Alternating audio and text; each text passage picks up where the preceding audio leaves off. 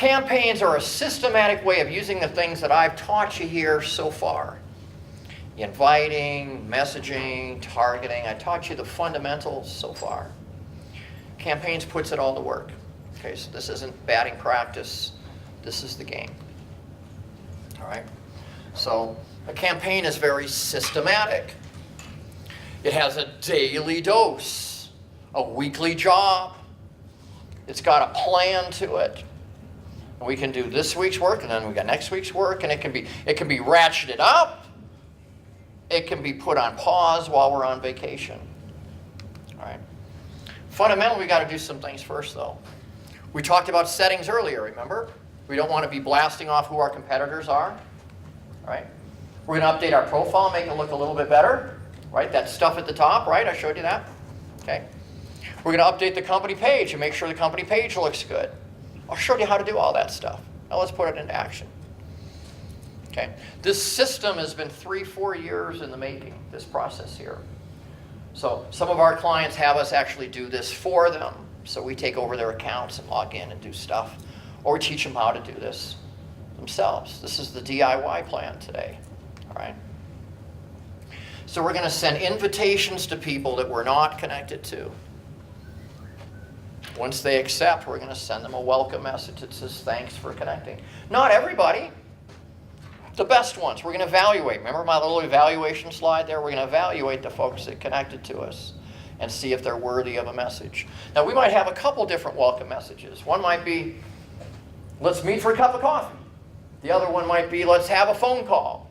The other one might be, here's some information about our company. You know, you could do different things for this welcome message, the ABC principle, perhaps.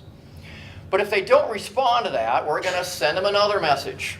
As said earlier, once we invite, we're going to send 2 messages on LinkedIn, and then we're going to figure out what to do after that.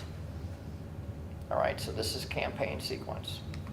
All right, so this is what an invitation looks like. I'm using an automation tool that inserts the first name. That's pretty cool.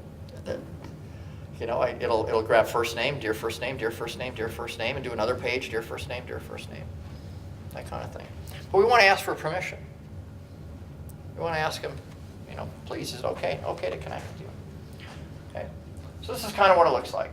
Boom. Once again, there we go. The welcome message, on the other hand, is asking generally if, you know, for some sort of a conversation in some way, shape, or form. If travel is hard, it's usually a call. Might be a Zoom. Okay. You know, sent a note earlier, you didn't respond. Dude, what's wrong with you? Come on, what's going on? So, the folks that do say yes. Pardon me, so the campaign you're talking about, used via LinkedIn.com, Premium and Sales Navigator, or just? You generally use Sales Navigator for this. You can do campaigns on LinkedIn.com, but when you do campaign work is a volume business, okay? And you run into something called the commercial use limit on LinkedIn.com. This little orange screen says you've done too many searches, you found too many profiles, too many. There's about 5 categories of too many. And you got to wait till the first of next month for that to clear. And then, of course, 5 days into next month, you're in the same spot. So the LinkedIn Premium will take that commercial use limit away from you for $60. But Sales Navigator will take it away and add all of those features for $80. And that's why you want the $80 plan. Okay. So 20% of the folks are going to say yes when you do this. You're going to send out 100, and 20 people are going to say yes. And 80 people are just going to sit in their inbox, just waiting. Someday that 20% might go to 25 or 30.